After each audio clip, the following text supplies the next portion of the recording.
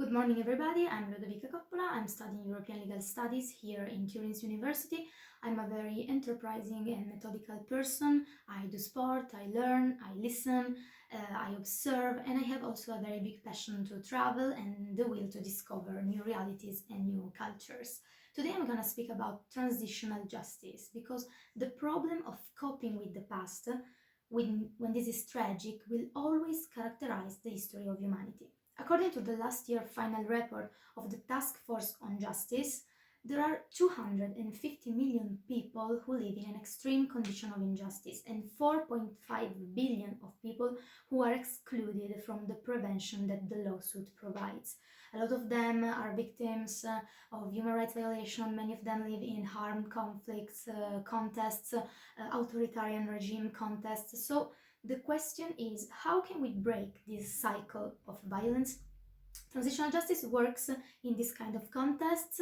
The term appears for the first time after the Second World War in 1948 with the establishment of the International Military Tribunal in Nuremberg and the Tokyo Tribunal, which marked the genesis of transitional justice. From here on, the interest in this kind of justice has grown more and more, but transitional justice as a separate field of research and action emerged only with this so-called third wave of democracy in the 80s in Latin America and in the 90s in the Eastern Europe after the fall of the Soviet Union, and with the demand of these regions for justice and their transitions to democracy.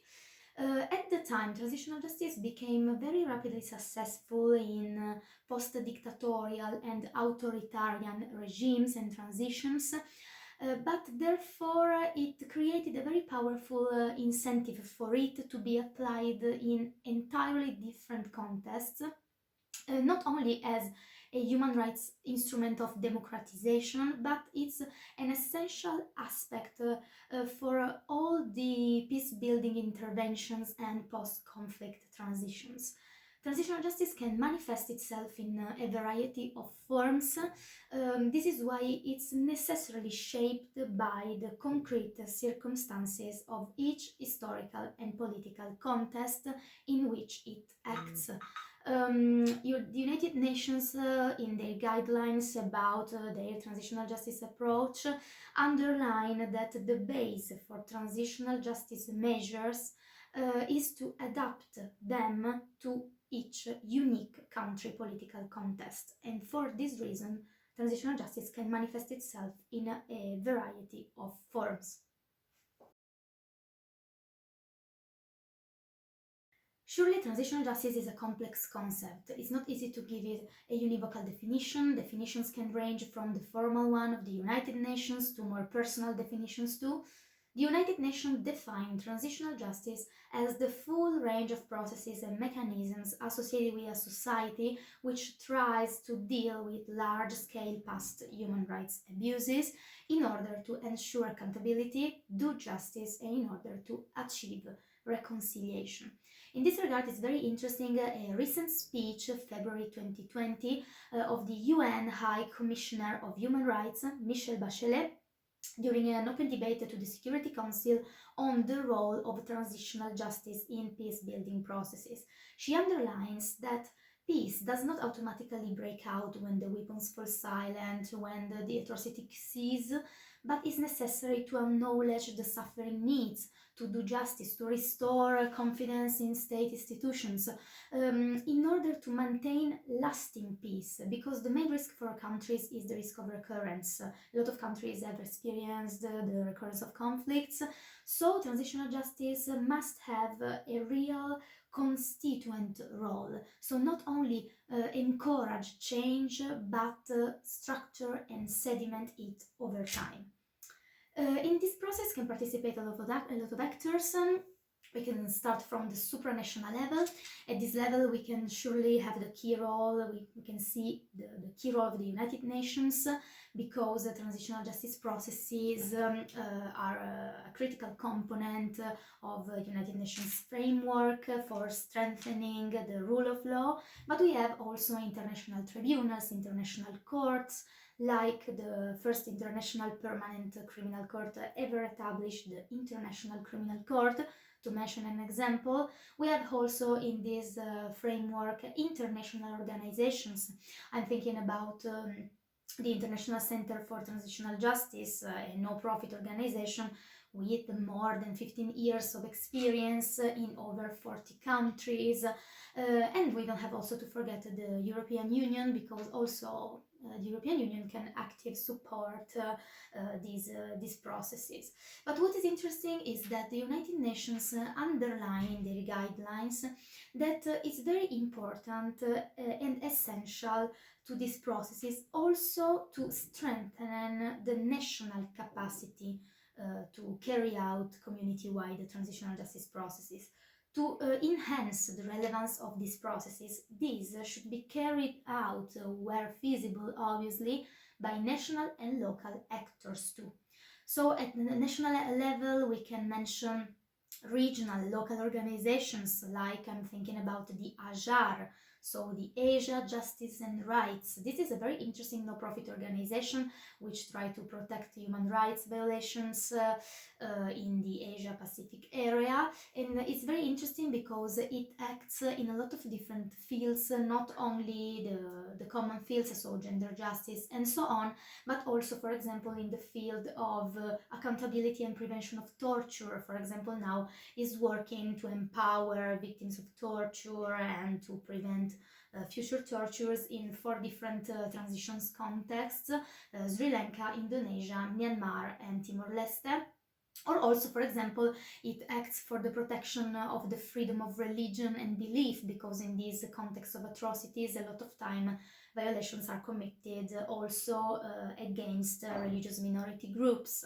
In this framework, we can surely mention also at national level the role, the central role of the civil society.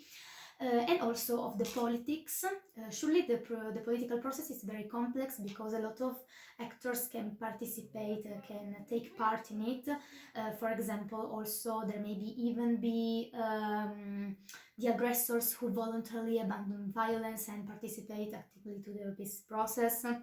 Or also all those persons that during the conflict placed themselves in the so-called gray areas, so those who were neither perpetrators nor victims.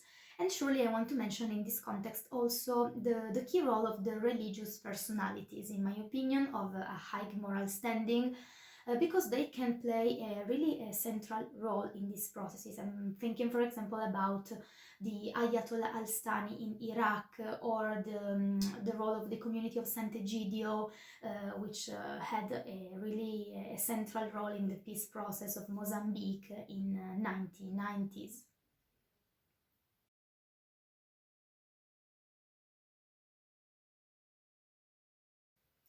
Governments can choose a lot of different approaches to transitional justice. There is no single formula to apply to deal with these abuses. Each society can choose its path, but every transitional justice approach has always the aim to the fundamental belief in universal human rights. Now I'm going to speak about some basic approaches, some basic elements of transitional justice, but we have always to remember that it's not an exclusive list, because the field is very various and always ongoing. Certainly the first essential element of transitional justice is criminal justice, so this idea to bring who is responsible to justice.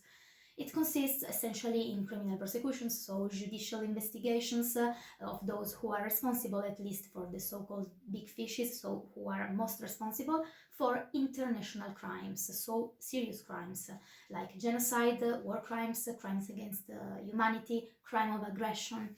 And this is a very fundamental component of transitional justice because it's a key demand of victims. It can play a vital role in delivering justice, in restoring the dignity of victims.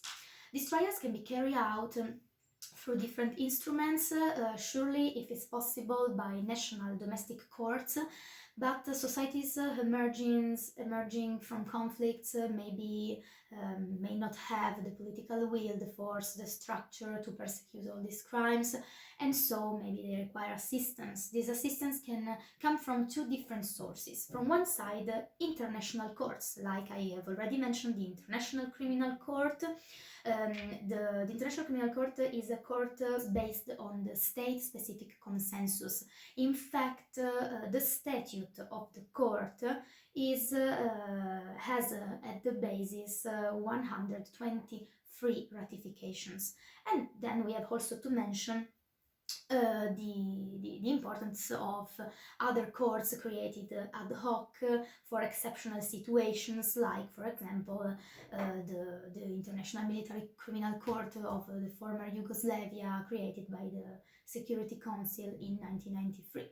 From the other side, the other source that can assist are the so-called hybrid courts. So these courts composed of national and international justice actors, like, for example, the courts used in Cambodia after the Khmer Rouge regime of the 70s. In relation to this first element, criminal justice, it's really interesting to see what happened in Germany in the 90s, so after the fall of the Berlin Wall, after the reunification of the two German states.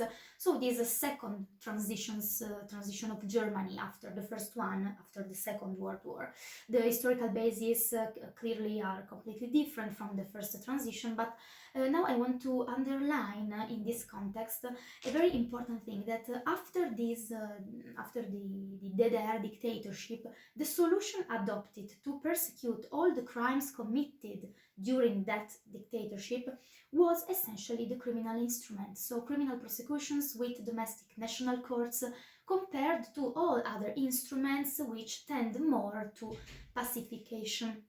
And this is an interesting example because it can be an example of one of the model of transitional justice, the so-called punitive and retributive model.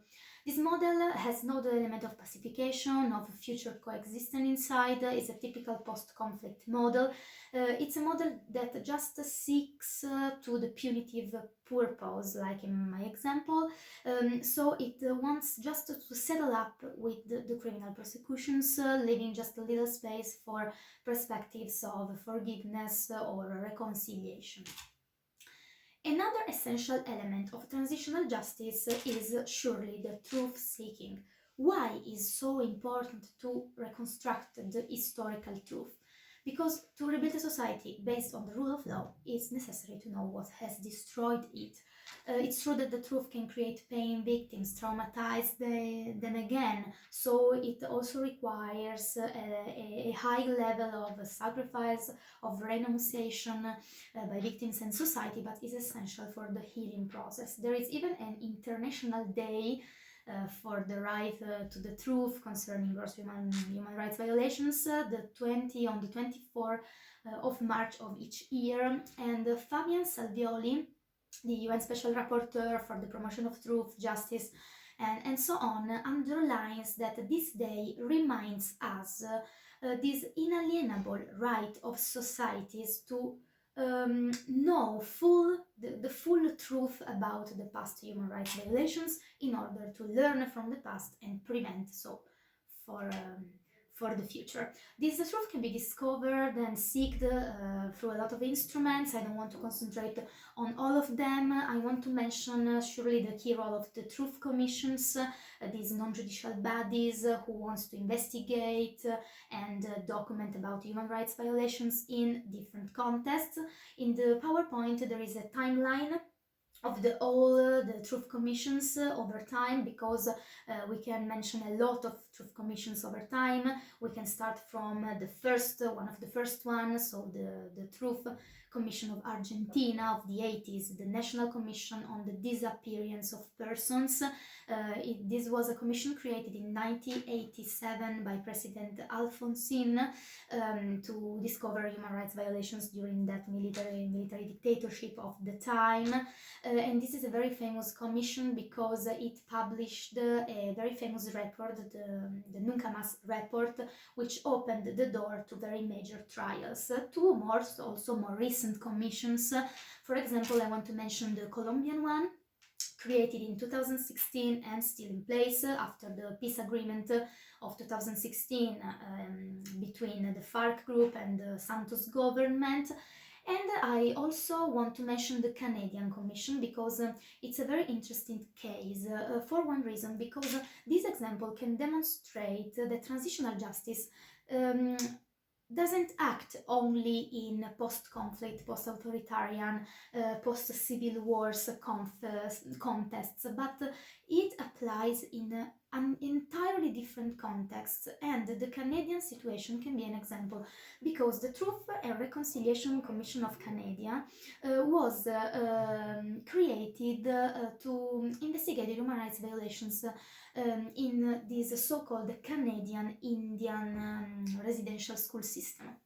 The Canadian government at the end of the 19th century created a network of schools for the indigenous people in order to remove from them their culture and assimilate them to Canadian culture. And in that period, a lot of human rights violations were committed, forced separation of families, of their families, abuses on children, sexual abuses, and so on. And so also the Commission of Canada is very interesting. It's an interesting case. Surely, among all these instruments to seek the truth, I want also to put the mark on the role of the victims. Interviewing the victims is essential for this process of truth-seeking. Involving the victims is essential, as also the United Nations underline. The UN Secretary General underlines that the most successful experiences of transitional justice own a large part of their success to the quality and the quantity of the national victims' public consultations. And in this regard, it's a very interesting example, the Colombian case. The Truth and Reconciliation Commission of Colombia, chaired by Father Deroux, collected thousands of testimonies, and the process of peace building was built on these testimonies, so on these historical and moral truth. Surely in this involving of victims is essential, especially particularly to involve the vulnerable groups. So I'm thinking about women, for example, in this situation of dramatic events. A lot of human rights violations can be committed against women because of their gender and sexual identity. So all these approaches, all these transitional justice processes have to take into account their rights, their needs, also to guarantee equal access to justice, to restore their dignity, and so on. The United Nations speak about, say that each society must have a gender-sensitive approach to transitional justice, and the same for other vulnerable persons like children or youth, and so on. Surely, I want to link to this argument of truth-seeking, so another model of transitional justice, the model of the truth and reconciliation. This model is an alternative to the punitive model that I've mentioned before, and this model prefers to use instruments like truth commissions, so instrument of truth-seeking, rather than the criminal instrument, criminal prosecutions. And a lot of countries preferred this kind of model, like Argentina, Chile, Colombia, and so on. Another essential element that should be present in each transitional justice model is the element of reparation, the reparation programs. They are state-sponsored initiatives that may help repair the material and the moral damages caused by past abuses. They want to recognize and address the harms suffered by victims. It's a legal obligation of the state. These reparations may come from different sources, may come from state actors, administrative programs, social and cultural programs, also like as outcome of litigations. A lot of actors also can take part in it, like international organizations or civil society organizations, organizations of victims, regional organizations. The United Nations, for example, also intervene in these to remove all the obstacles of these reparation programs. The reparations can be individually or collective and can be material or symbolic.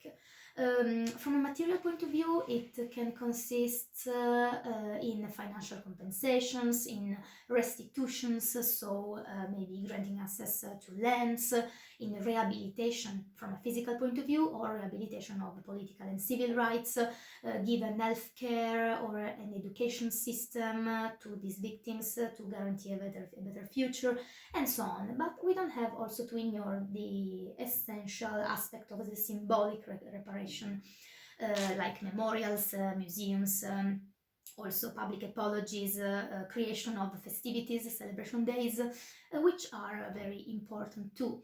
Obviously, the best possible scenario to fully recognize reparation to victims would like that each government will set aside a significant amount of money for the reparation programs, but this is not always possible. It's very interesting now and also essential now to mention among all the different models of transitional justice to mention another model that we can call the forgiveness and oblivion model. This is a very criticized model because it's characterized by a strong component of impunity. This is a model typical of contests where it's very difficult to identify winners and losers, or these areas called of frozen conflicts. So these areas where the active armed conflict is finished but no peace agreement resolved the situation, so the conflict may arise again at any time. So these areas under the de facto control of some entities which are just partially recognized as states in international community, like the example can be all the areas of post-Soviet conflict. And so this model is typical of this context. I have identified an example of this model in the situation of Spain after Franco's dictatorship. After this dictatorship, all the sanctioning intervention have been renounced. After Franco's death, a process of democratization was started, and just in order to promote oblivion, so in order to give and to create a soft reconciliation of the population divided by a civil war. This model is very criticized because it's argued that it's impracticable in some situations, like in situations where the authors of serious crimes are precisely identified. This is for a reason, because transitional justice has a limit. The limit in pardon and amnesties. So transitional justice processes don't allow pardon and amnesties for the serious crime, for perpetrators of serious crimes. Also in international law, there is a growing tendency to consider amnesties and pardon for these serious human rights violations unacceptable, because against this obligation unanimously recognized in the international community, obligation of the states to punish and persecute these serious human rights violations. This is the position of the European Court of Human Rights, of the Inter-American Court of Human Rights, also of the United Nations, which don't admit peace agreements that include this kind of situations of exceptions, this exclusion of punishment. And I want to mention also at a last but not least, because it's really essential aspect of transitional justice, which is the guarantee of repetition. This is essential. This can come from different instruments, this guarantee, for example, from institutional reforms, surely, so reform of constitution, of laws, of judiciary, media, education systems, also security, military, intelligence, police, political system. The aim here is to rebuild a political body in which citizens can recognize themselves and in which they can have trust and confidence again. Surely the problem of this emerging society, this society emerging from conflicts, is a problem that we can define. They can create a sort of impunity gap. I'm explaining. This kind of society is devastated, maybe because of the scarcity of resources. This scarcity can preclude them the possibility to persecute at criminal level all the crimes of all the abusers. And so in this context also it's created an impunity gap. In this context, it's not important only the institution reform, but also the so-called vetting process. The vetting process is a process to control individually the integrity of each person, to demonstrate it's suitable for the public employment, future public employment. And this is essential because this vetting process can fill in this impunity gap.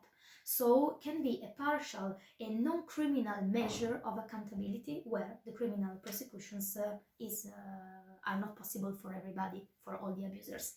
We can mention also these all the DDR measures, so disarmament of armed groups, the demobilization, so the dismantling of groups, and the reintegration, so also try to reintegrate the ex-combatants in society as civilians and maybe also be an active part of the peace building process. The United Nations also intervene in this field, helping countries to put in place these DDR measures. For example, till last year, United Nations is intervening in a lot of contexts like Congo, Darfur, Colombia, and so on. In my opinion, in this field of future guarantees, it's also important to underline the importance of to push after these situations of conflicts, to push for elections as soon as possible, like referendum or free parliamentary elections, in order to consolidate the democratization of society. And also the cultural environment is essential because all the scholars, the researchers can explore, deepen the causes and the consequences of these human rights violations in order to prevent them for the future. So these are all the elements. As conclusion, I can say that transitional justice acts in all these kind of contests of violence, contests of fragile and crumbling institutions, or in fragmented and devastated societies. And so adopting a monistic approach, a monistic model is not enough. It's just a part of the answer, because a transitional justice approach, if it wants to be really effective, it has to include several measures that complement one another. United Nations speak about a comprehensive approach, so we have to adopt a holistic approach, a mixed model that it's able to combine all possibly the elements that I earlier explained. Thank you for the attention.